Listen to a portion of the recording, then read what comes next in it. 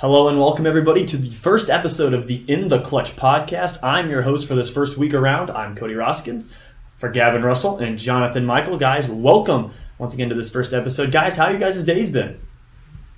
Overall, pretty good. It's been a busy weekend with our first broadcast and everything. A couple other broadcasts I was a part of as well. But looking forward to getting started for week 2, doing some prep for that now. So. Yeah, it's going pretty good as well. I mean, been busy keeping up on this stuff. We did some articles, of course, me and John and Larry and Joey, we had a lot to do preseason-wise, but getting into the groove now, so everything's going pretty good. Sounds like a blast, guys. Of course, you two had the game of Pekin Rock Island. I was in Peoria Stadium for Peoria and Metamora. Guys, when we jump into that Pekin Rock Island game, give me the breakdown. I didn't get a chance to watch much of it. What's the kind of the 4-1-1 on that game? Well, really, it was, Pekin, they jumped out early. They scored on their first drive of the game. Tanner Sprecher got the first couple carries, and he really just kind of set the tone. He was really just impossible to bring down. It looked like I was watching Jerome Bettis out there. And then, Rock Island came back and scored. They answered. But then the second quarter was where it really started, where Pekin started to jump ahead. They outscored Rock Island 21-0 that quarter. Never looked back. Rocky, they had a couple flashes, couple big plays. Quantarian Brooks ran back the opening kickoff of the second half, but it was all Tanner Sprecher, Kanye Tyler as well for Pekin. They just had a dynamic 1-2 duo, rush for over 200 yards combined, and Rock Island just, they had struggled with their defense a little bit last year. And Pekin has kind of continued that trend with their backfield. So, yeah, I mean, kind of John gave a nice rundown there. How both teams did offensively and defensively. But man, this game had everything. We saw kick returns for touchdowns. We saw fumbles, interceptions. We saw botched handling, kick returns and things. I mean, it was a mixed bag of a game, but it was exciting. There was a lot of action. I think Pekin showed they're going to live up to that hype. I think some people wondered. A lot of new offensive linemen coming in and a few new faces. How would they perform, especially with a lot of hype coming into the year? But they showed they're going to be a legitimate team, not just in the Mid-Illini, but in the Class 7A as a whole. Well, guys, glad to hear the game went well. Of course, I had Peoria and Metamora, but guys, you mentioned on some of the players. What's your thoughts on the team moving forward for Pekin, especially? We won't have Rock Island a whole lot more this season, but for the Pekin Dragons, I mean, obviously they wowed you guys. What can they kind of expect down the season schedule? Well, I mean, I would say for Pekin, I think that they have a legitimate chance to go 9-0 this year. I mean, of course, they're going to run into some very good teams in the Mid-Illini Conference. It would not shock me if they lost a game or two, but they're going to be in every game that they play this season. And if they do win 9 games and lose none, it wouldn't shock me. I think they have legitimate potential to make it pretty far into November. Of course, when they get into the 7A playoffs, that's a whole different animal, and you're playing against some really large schools. But I think that they have the makings with, really good running backs, good quarterback, good wide receiver, and, of course, an offensive line that seems like it's coming around to really have an explosive offense all year long. Definitely, and I just want to, obviously, as like Gavin said, a lot of their offensive players like, Tyler, Sprecher, Jordan, Benassi, they get, a lot of the credit for Pekin, but we got to remember that, their defense played really, really well. Braden Beckham, their defensive lineman, just seemed like we were calling his name a ton, especially in the second half, just all over every play. And in the Dragons, they had to defend a duo of Rock Island running backs, Darius Tongo and Quantarian Brooks, that were both very, very good. They were both all-Western Big Six selections last year, and for the most part, contained them. Obviously, a couple big runs here or there from Brooks, and maybe one or two from Tongo, but. Overall, Pekin's defense played really well because the Rock's offense is, pretty potent year in and year out. It doesn't really matter who they have on their team. It's just kind of their tradition, almost kind of like Peoria High a little bit. And Pekin's defense just really stepped up to the challenge. Yeah, I was going to go back to last season when we had them. I think we had Pekin, 2 or 3 times last year. We had them for the Washington game. I believe it was their homecoming on the radio. And I think we had them for, Libertyville in the playoffs. And I think we had them one other time. But a couple of those games, especially the Washington game, it seemed like later down the stretch their defense got tired. And as the as a result, with Washington's size on the perimeter, they went down and scored that touchdown late to win the game. I mean, do you guys see many of those problems recurring? I mean, I wasn't there, but I guess what are you guys seeing as the first eyes on Pekin this year? I mean, I would say that I think the biggest difference here is they obviously showed they had the talent last year, and we obviously saw the talent into this year as well. But I think when you've got all of your most key positions being your skill positions, not that every position doesn't have its role, but when those skill position guys have a whole year of experience, they're just look a lot more comfortable. They look a lot more poised. And when Rocky did come down and start to kind of shift the momentum a little bit, they made some big plays. Pekin really never wavered. They didn't really give anything up. They came back, made a big play of their own, and pretty much held control throughout most of this game. So I think they're going to be a lot more poised heading into these games, especially when you get those real disciplined teams, the Metamoras, the Washingtons, the Dunlaps of the Mid-Illini Conference. They're going to be able to be very poised in those situations. And one thing I think for Pekin is you look at last year, they beat Libertyville in the first round of the 7A playoffs, and then they went on the road to play Rockton Hananiga, they're just an absolute powerhouse last year. They were undefeated on the season. Pekin only lost to them by 3, and with them bringing back, they lost a lot on their O line, but all their main guys, the guys that you want returning, are back, and because of that, if Pekin only lost by 3 to them, last year, obviously it's a little early on to be talking about the playoffs and everything, but I can definitely see, based on what I saw from week 1, I can see Pekin making a deep run in 7A this year.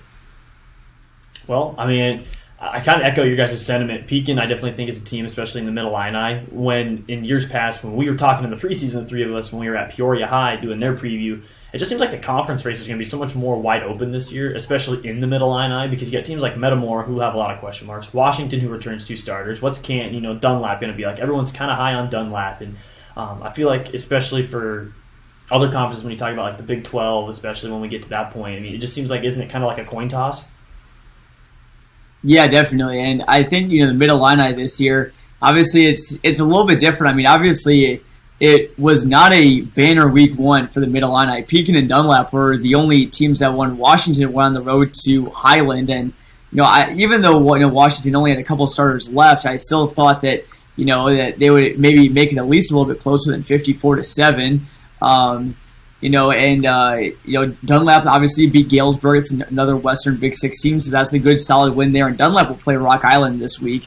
And then following that, in week 3, Pekin will play Dunlap. So only 3 weeks into the season, the Dragons and the Eagles are already going to have a common opponent. And that'll be a really interesting game to watch. And Pekin and Dunlap, I mean, it's early on, because that game could be one that may end up deciding who wins the big or who wins the Mid-Illini this year. But then again, you can never count out teams like Metamora, like Washington, more, and they still have a couple of guys returning even though Glass is gone. So obviously it's really tough to draw any conclusions after week 1, and I certainly expect the Mid-Illini teams to improve after this week. But at least as far as right now, my knee-jerk reaction is that Pekin and Dunlap are the teams to beat in the Mid-Illini. Yeah, I'd have to be right there with John. I mean, I think that you definitely saw some disappointment, but I think Metamora, maybe not get a complete shake there. Of course, that game getting cut a little bit short there. And Peoria High is a very good team. That's a really tough matchup for when you lose your quarterback and you lose some of your most dynamic players from a year ago. To play Peoria High in your first game, I mean, that's a really, really tough matchup. So I think as Metamora goes along, they have maybe a little more potential to maybe be among the top in the race. But I think kind of the middle part of the Mid-Illini is pretty wide open. That's why it's big for teams like Canton, maybe even Limestone, you could say, that if they can get something working here early in the season, they could surprise a few people because there's more of an opportunity. Although they didn't show much week 1, they definitely have time to turn it around if they want to get into that conversation. Absolutely, and you touched on it. Peoria High, when they were playing Metamora had so many question marks going into that game. All we really knew about them is that it was going to be a really run-heavy offense this year. And I think at one point, it was their 3rd drive in the first quarter. And keep in mind, the score's already 21-8 at that point. That's just how fast Peoria's offense gets going. They didn't throw the ball once, and that Pelham pass attempt wasn't even recorded because it was turned out to be a sack. And so I think, teams when they play Metamora this year, especially in the Mid-Illini, they're going to have to just pack the box because while they may not have the weapons on the outside that they had in years past, I mean, they're going to sit behind Ben Wallace and that offense and defensive line, and they're just going to pound you into paste, man. That's going to be a physical Metamora team this year, and I'm really excited to watch them play. As we kind of jump around now, from our first week previews, guys, we kind of all picked 3 interesting topics to come around for this first segment we call Around the Table. And so Jonathan went ahead and picked his topic of choice. John, why don't you go ahead and display that, run a couple minutes on it, and me and Gavin will give our thoughts and see if you need to be thrown into the loony shed or if we can keep you around for next week. Well, we'll see. I mean, I think with me, it's always a question of whether or not I should be in the loony shed, and I've walked that line pretty closely for a while, but definitely I want to talk about the Mid-Illini because last year we saw it was it was a 5-school race for part of the season. At least until Metamora, they had their 4-game slide to end the season. There are a couple games that Dunlap couldn't quite pull out. But for a majority of the season, over half of the conference was competing, and they had a chance to win it, and ended up being Pekin and Washington sharing the title. But this year I don't really know. I mean, there are a lot of questions for Mid-Illini teams. We were doing these previews that that's where a lot of these problems kind of surface. I mean, we knew that a lot of guys on Washington especially. Guys that we had been accustomed to covering a lot on Clutch Sports Media, for example, like Brock Skaggs and Thomas Borges, Isaac Maps, and Drew Lewis. The list goes on, and all of those guys that we had been so accustomed to seeing are now gone. So it's for Washington, it's a matter of who's left. And I know that the big story right now over in Washington is who's going to be their quarterback. Is it going to be Jake Stewart? They have that transfer from Janesville, Wisconsin, Preston Nelson, and obviously, with Nelson is getting D1 looks. He took a visit to Minnesota, so I haven't seen him throw the football yet. But it seems like he definitely has the talent, I think, to start. And right now, the only reason why I see that he wouldn't be is because he's still learning Darryl Crouch's playbook. But it'll be interesting to see how Washington does down the line. If Nelson ends up taking the starting QB spot. I wasn't able to catch any of the Highland Washington game. I didn't see a lot of coverage of it, so maybe I was wrong. Maybe Nelson did start, and if he did, I apologize. But again, Washington, they have a really, really stiff test here in week 2 against Kankakee, which I don't really, Kankakee, they might be an anomaly as well. They lost 2-0 to Nazareth Academy up in LaGrange. And that game was not a forfeit. That was a real final score. Yeah, that was a real final score. So Kankakee is the defending state champion. And I forget what class. I think it might be either 5 or 6A. Forgive me for not remembering, but that'll be a real stiff test for Washington. So maybe even though despite these 2 really tough games, I think Washington can still turn it around. They always bring a lot of talent and everything. But then as far as looking at other teams, I think Metamora, I'm really eager to see them. A lot of guys are switching positions. Caden Hartnett really impressed me when I saw him at wide receiver last year. He's their quarterback now. And obviously, Ben Wallace is just a mountain of a human being. So Metamora's run game is usually pretty strong. I think Wallace will continue to do that as well. Metamora faces LaSalle Peru this week. I think that should be a pretty good game. I expect that one to be fairly close, within 2 touchdowns or so. And but one school that I know I've talked to you guys about before that I think could really surprise people this year is Canton. Little Giants, let them roll. Yes, yeah, I'm. A big proponent of the Little Giants this year. They obviously week 1 they lost to Eureka 25-7, but Eureka, in my opinion, Eureka is a team that could make a really, really deep run in the playoffs this year, depending on if they're in Class 3A or 2A. If they're in 2A, I think they got a really good shot of hosting a state title. They bring back so much this year. Their offense is incredibly skilled.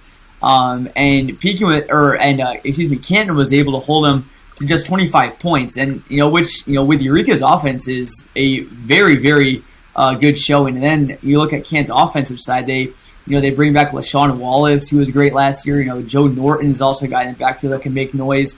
Kai Correa was just a ball hawk on defense last year. I think he'll play some fullback this year too. Obviously, no Nick Oldfield for Canton. I know.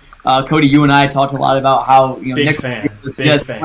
one of the most, is one of the most well-rounded quarterbacks in the area. So the Little Giants will definitely miss him, but Cale Barnhart looks like he could be a worthy successor at QB. So I'm really watching out for Canton this week. I think they face Marengo. I can't say I really know much about them, but once Mid-Illini play starts, I think Canton could surprise some teams just like they did when they beat Metamora last year. So. And kind of going over to you now, Gavin. There was another game played in Peoria Stadium after the incident at Peoria High the night before, which I'll touch on here in a little bit, but it was arguably as exciting of an atmosphere there for about 2.5 quarters. And then all of a sudden, Manual coming right for the neck of PND, and I'm not sure that's something that a lot of us saw. I know Joey Wright in our Clutch Sports Media group chat was calling the Manual upset there, but that's a game that really kind of snuck up on everybody's radar. Yeah, I think I definitely thought Manual had a shot to maybe surprise a few people coming into this game. Unfortunately, I didn't have a chance to really follow along. I'm not sure if there was a live stream or not. I was busy with other matters, but I was trying to follow along with Adam Duvall on Twitter as he was keeping updated. And I'm looking at 54 seconds left in the second quarter. He tweeted out PND 27, Manual 8, and Manual got down by a pretty good amount right there. Definitely. Probably showing their inexperience in some areas. First-year head coach Dennis Bailey definitely, thought Manual was probably out of it at that point, but they came racing back. Tolliver, threw several touchdowns. He was utilizing all of his weapons on offense. Really, I think that they did a fantastic job in just putting it to PND, because PND is a very disciplined team. They're a team that doesn't melt down like that very easily. You really got to have some heart playing like that. And, that's one thing. I got to talk with Dennis Bailey before the year. He mentioned they want to play for 4 quarters. They got down by quite a few points there. It would have been easy to just kind of throw in the towel, let the guys get a little complacent there for the last 2 quarters. They thought they had a shot, and they came up just short. So if that tells them anything going into the rest of the schedule, I knew they had a chance to be a bit of a dark horse. But I think any of those games that maybe people thought were borderline or maybe even they were an underdog in, they're going to have a lot more favorable matchup there because I think they showed what they can really do this year.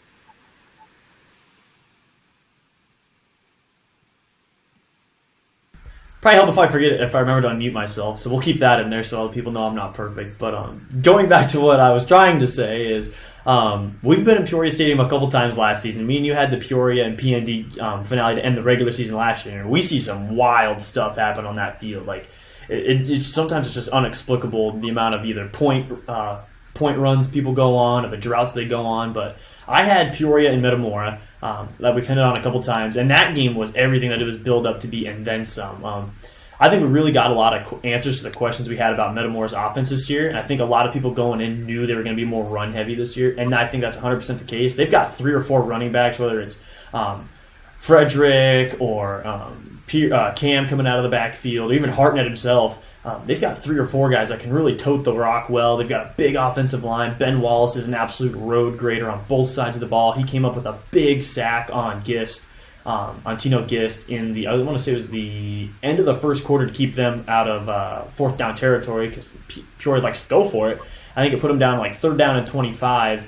And then they just had an unlucky streak where Washington just went ahead and busted off an 80-some yard touchdown run and takes the legs right out from me. But I really liked what I saw. They had 2 good-looking drives out of the 3 that they were able to play before the game got postponed, where they were just motoring up and down the field run play every single down, and they were getting 8-6 yards against a defense that the 3 of us all heard is going to be much improved, especially at the linebacking area. And so if teams are thinking Metamora is going to come in and roll over and not throw the ball, I think they're in for a really, really big surprise. And then talking about other weapons for Peoria High, Ricky Hearn had a stellar touchdown catch and one-on-one coverage.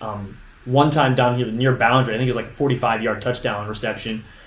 Forgive me, I lost track from just how many points were put up in that first quarter because Colton Kaler, who works for the Metamora Redbirds, Redbird Replay, we were doing the math today. That first quarter took over an hour to get done, and there was only 1 pass attempt from Metamora. So take that what you will. That is just how prolific of an offense and how often the clock had to stop between those 2 teams. So just putting that out there. If you're going to stream one of those games or tune in, you might be in it for the long haul.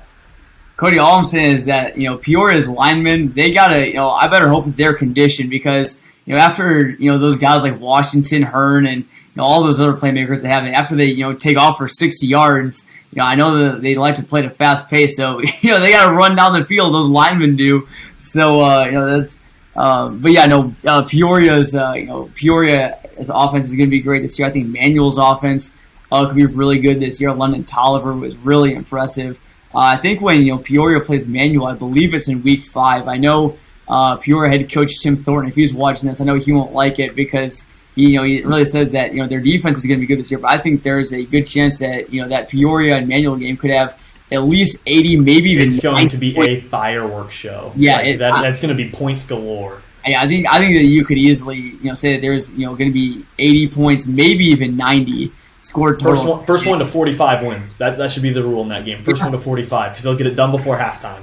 Yeah, that'll be a really, really interesting game. And just like Gavin was saying, I think Manuel, along with Canton, they're two of my breakout teams that I think could maybe to some people it wouldn't be a surprise to see them in the playoffs. But given the trend of both those teams for the last couple of years, I think that those two teams have the best chance to get into the playoffs this year.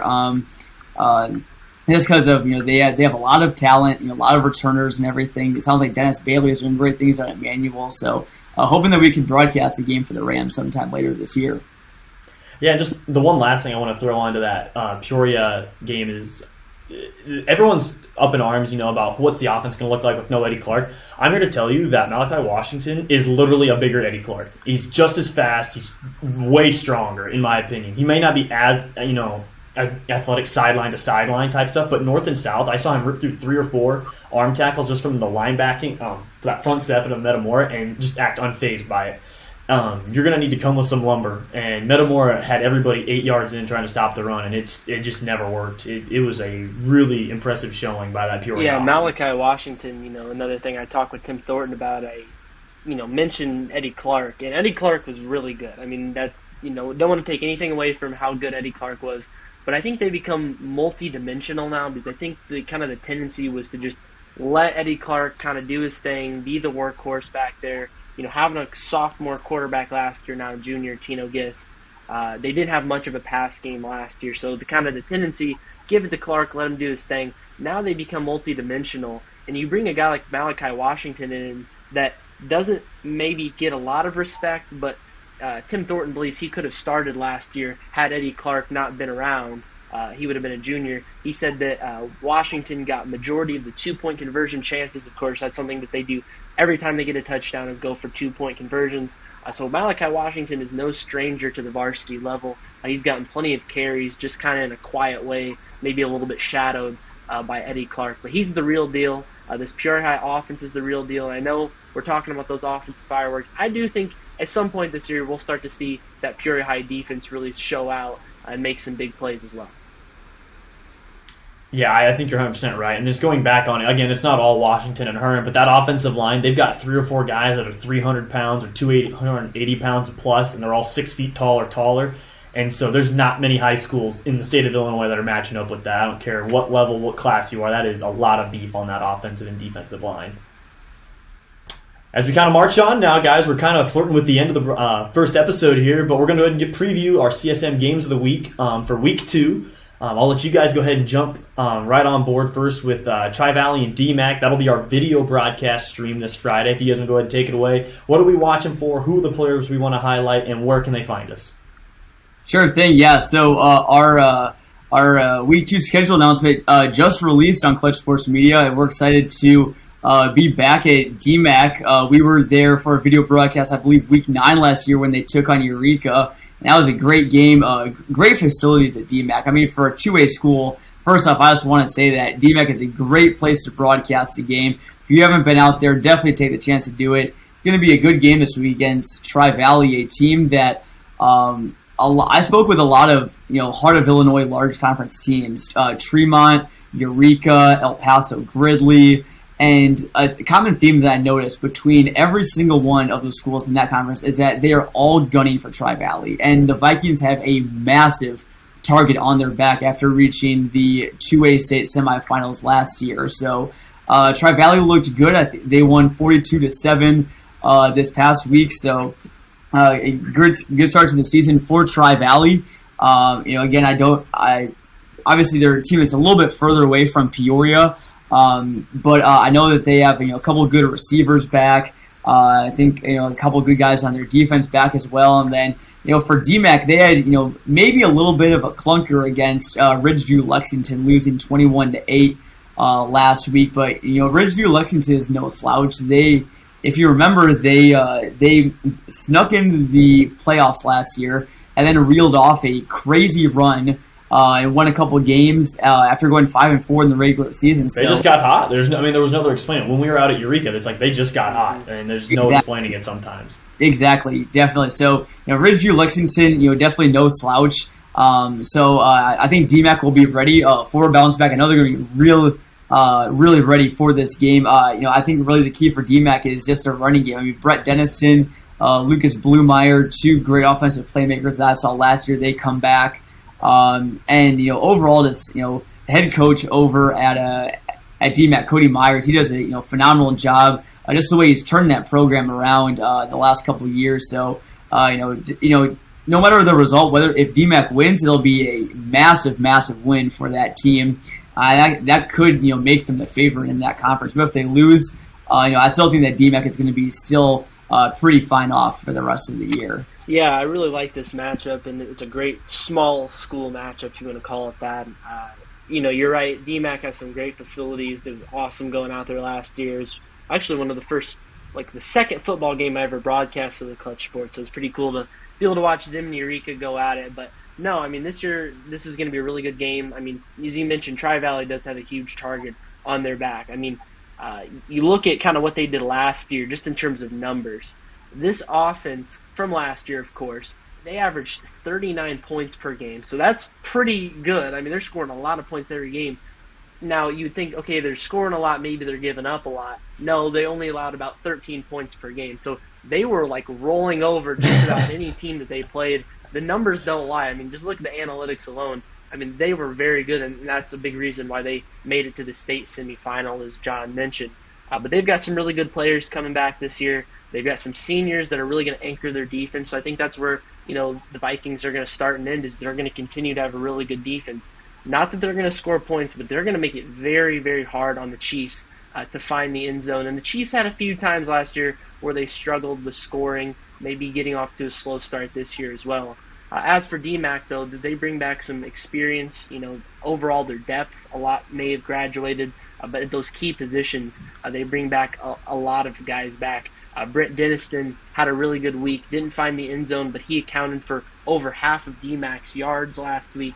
I think he's up for a big week as well this week. I may have a few other complimenting players. I think it's going to be a really good one. Absolutely, guys. I'm looking forward to hearing how your game goes. Of course, I'll have the flip side of our CSM, or I should say the second half of our CSM schedule, and me and John Camosa will be in Morton for Morton and Richwoods on our radio game for ESPN 101.1. And guys, I don't know how you feel about this game, but I feel like this game is kind of serving a lot how Peoria and Metamora did last week, where we have a lot of question marks about Morton because we've only seen them in one game so far, much like everybody else, but it was against Mahomet Seymour, which is a power in Illinois football. And with Seth Glatz out, an offense that's going to look different, we know it's going to be running back by committee, a defense that may be a little short-staffed on the back end, it just kind of feels like this will be their first real action of, okay, here's the real us. Yeah, I think, coming into the year, I think if you would have looked at the matchups all on paper, you thought this would be a fairly easy one for Morton, being at home, coming off the year they did last year, even losing Glatz. You'd have probably expected the Potters to just come out and handle business against Richwoods, who's kind of had some rebuilding years. They've kind of had to reinvent themselves in the last few years. Because Richwoods historically has been a very, very good high school football program, just kind of having to reinvent who they are a little bit. But now after seeing 1 week, it's not so much how Morton performed. Again, wasn't great. You kind of expected it coming out, a lot of question marks. I think it's more so how Richwoods performed. I don't think anybody really expected Richwoods to be as close to Bloomington as they were. A lot of people are pretty high on Bloomington, and they've been kind of middle of the road, but they expect Bloomington to take a big step this year. Richwoods made it very, very tight. 28-26, that's about as tight as a finish as you can find. Greg Burnside had a really good week.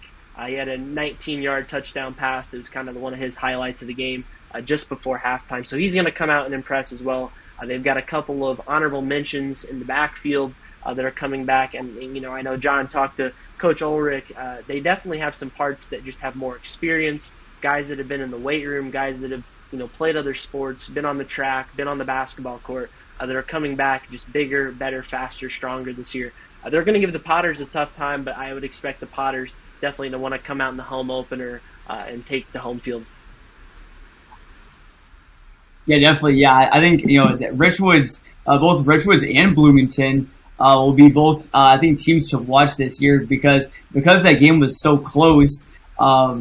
It's just trying to figure out like the answer to the question of is Richwoods a lot better than we thought, because Bloomington they have a lot of preseason hype around them as well. They could be a dark horse in the Big 12, and it sounds like this is possibly a year that the Purple Raiders can turn a corner, and and then Richwoods also. I mean, just like you said, Gavin, they kept it within 2 points. And another game that I have my eye on this week that unfortunately we won't be at for CSM, but I believe Bloomington plays Normal West this week. I think that'll be a big game in the Big 12 because Normal West they're looking really good this year. Obviously, they had a pretty big blowout win over Champaign Central, but after Normal Community also losing this past week, maybe the Big 12, maybe outside of Peoria. I think Peoria is definitely the favorite right now, but other than Peoria, I think it'd be interesting to see who's going to also be in the mix as well. I think Normal West could be in that mix. Not to say that Community can't rebound from losing to O'Fallon, but they only lost once last year, and all of a sudden now the Ironmen are on a 2-game losing streak, and that sounds like it's not. That sounds like I'm making it a huge deal. But Normal Community, obviously they're used to success, so. Even seeing them lose 2 games in a row, a little surprising. I know they lost a lot of guys. They bring a couple guys back as well. But, also, along with the Mid-Illini, I'm really watching to see who's going to step up besides Peoria in the Big 12. I think Normal West is a good candidate. P&D is a good candidate.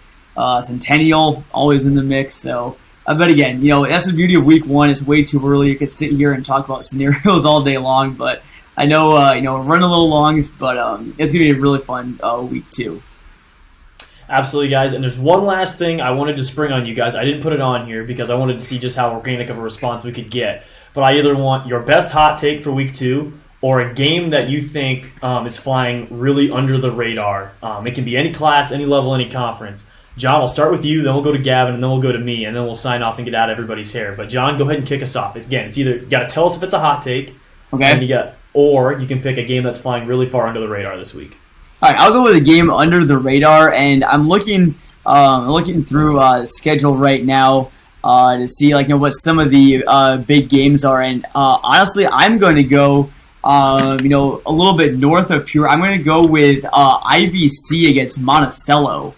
Those are IVC last year, real interesting team. They lost their first 5, won their last 4. They had a close loss to Paxton Buckley Loda to open up week 1, but it was a closer point differential than it was last year week 1, and we were at that game actually. So IVC looks to be a little bit improved. Monticello was a playoff team last year that I think should hang around the Grey Ghost level, at least on the standings and everything.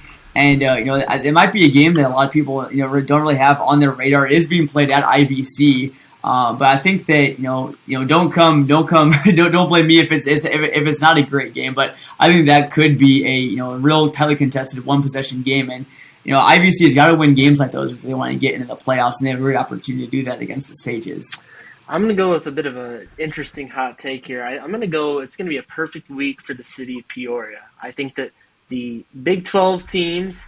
I like that. They're going to run the table this week. Peoria's going to get the win against Danville. Notre Dame got the automatic win, not playing Urbana, because Urbana. There's one already there. So yeah. I've only got to get 3 wins here to have this come true. But I think Richwoods is going to pull it out against Morton. It's going to be close. I mean, again, it wouldn't shock me if that one went either way, but I'm going to go with Richwoods over Morton in this instance. And then I think Manual's definitely going to get Centennial. They got to go on the road for that one. But I definitely think that City of Peoria could go a perfect 4-0 in week 2. Okay, I like that, Gavin. I like that. We'll have to keep that one written down. Maybe have a little group thread for later. But Yeah, mine's not so much of a hot take. John knows how much of a fan I am of the Farmington football program, just because it reminds me so much of my high school. But they surprisingly dropped their season opener, and me and John were talking the preseason how Farmington has a real chance to essentially run the table in their regular season schedule. And I think there may be a little bit of panic this week when they play Havana. It's going to be a tough contest for the Farmers. They, out of a high school, what is it, John? Like a couple hundred kids. They have 90 kids out for the football team. Is that what they said coming into the season? Like, it's just an absurd amount of kids. Yeah, it sounds like, you do simple math. Farmington's maybe got a couple hundred kids, and you split it right down the middle between girls and boys, or whatever. Then I think maybe over half of the high school is either on their freshman JV or varsity football team, which is just absolutely nuts. I saw a video over the offseason of a couple of Farmington players like doing some weight training in a barn, and they had a big metal pool, and they put like tractor tires on their country music and just blast as loud as possible. They are just they're about as just like the biggest country boys you'll see, and they get it done. I don't think Farmington pulls it out next week and continues to thrive the rest of the year. If you're living and breathing and you go to Farmington, you play football. And I think that they felt a little spited. It's just how it is. Spited. So I think it's going to be a tough contest, but I think that they're going to get a little redemption when they play Havana this week. Absolutely. They have a sign out front of the stadium that says "Defend the Farm," and I feel like it's going to be a rough week for Havana fans when they come marching in to try and burn down the barn. But I think Farmington's going to light that scoreboard up, and it's going to be a good time if you're a Farmers fan. So with that being said, guys, thanks for joining us for our first episode of the In the Clutch podcast. Once again, I'm Cody Roskins. For Gavin Russell and Jonathan Michael, we'll see you guys next week.